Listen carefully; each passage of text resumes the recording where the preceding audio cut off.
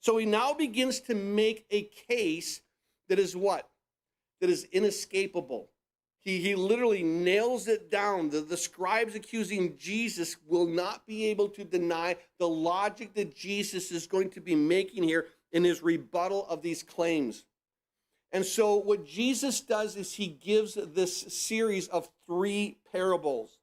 And it's a parable that what we'll do is this. It'll help understand and help defend the identity of Jesus and the ministry of Jesus.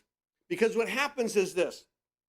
Within these next 3 parables, we're going to see this, that Jesus begins to do what is known in Scripture, almost with a poetic license, is he begins to do a crescendo. He begins to say, all right, the first thing, if a kingdom is divided against itself, in verse 24, if you have this secular kingdom, this massive thing that anybody can see, if that's divided, then it's going to fall. Something that everyone should is, it's inescapable if you have that. And keep in mind that this denial that Jesus is making about division and collapsing is basically what? It's a storyline of the Scriptures. Whenever there's a division, guess what? Chaos. Wherever there's a division, there's going to be a collapse. There's no longer power.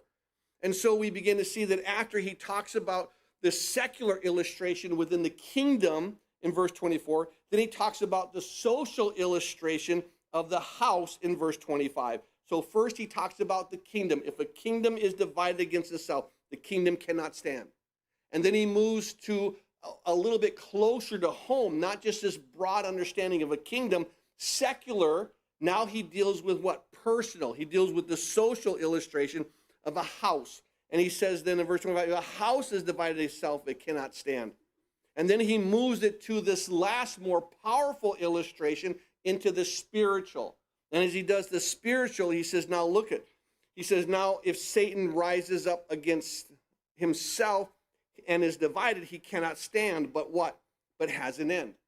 So you have to understand that what he's doing, he says, you've got to understand the reality that there are 3 parables that I'm going to give to you. One is a general one hits closer to home, and one is the reality of what you're declaring. So if this general thing is true, and the personal about your home is true, then guess what? Then the spiritual also has to be true. And then you can't mistake that.